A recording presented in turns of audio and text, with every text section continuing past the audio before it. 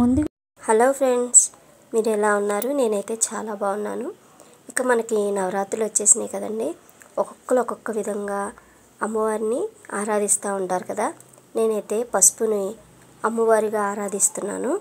అంటే కలశం పెట్టుకుందామంటే ఇంట్లో ఆడపిల్లలు ఉంటే మనకి సరిగ్గా కుదరదు కదండి. ఇక అది ప్రకృతి సహజం కాబట్టి అమ్మవారిని నేను పసుపు ముద్దలోకి ఆహ్వానించి ఆరాధించుకుంటున్నాను. నేను ఈ విధంగా ఈరోజు పూజ ముగించుకున్నానండి. రోజు ఏదో ఒక వీడియో పెడదామంటే మనకి ఇంట్లో కుదరదు కదండి. అందుకని ఈరోజు మీకు ఒక్క రెమెడీ చెప్పడం కోసం ఈ చిన్న వీడియో చేశాను. ముందుగా మన ఛానల్ శ్రావణలక్ష్మి కబుర్లు అనే ఛానల్ సబ్స్క్రైబ్ చేసుకోండి, లైక్ చేయండి, షేర్ చేయండి.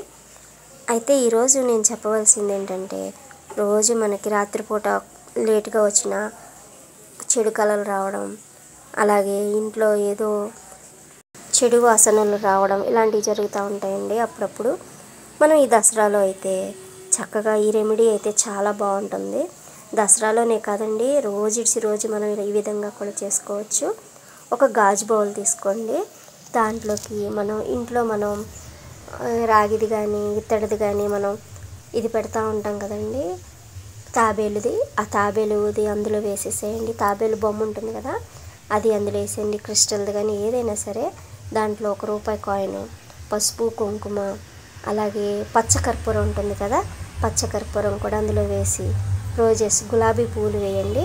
వేసి ఒక ఈశాన్యం మూలన ఇలా చిన్న ముగ్గు, ఏదో ఒక ముగ్గు వేసేసుకొని ఈశాన్యం మూలన ఇలా పెట్టేసేయండి. ఇల్లంతా మంచి సువాసన వస్తుంది, చెడు కళలు రావు. అలాగే మనం ఇల్లంతా ప్రశాంతంగా ఉన్నట్టు ఉంటుందండి.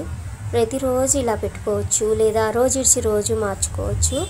ఈ విధంగా పెట్టి చూడండి, ఇంట్లో చాలా ప్రశాంతంగా ఉంటుంది.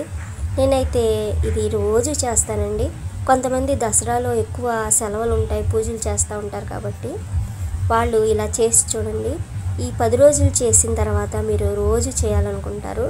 చాలా ప్రశాంతంగా ఉంటుంది. నేనైతే ఈ రెమెడీ నేను ఎప్పుడూ యూజ్ చేస్తూ ఉంటాను. Thank you for watching my video.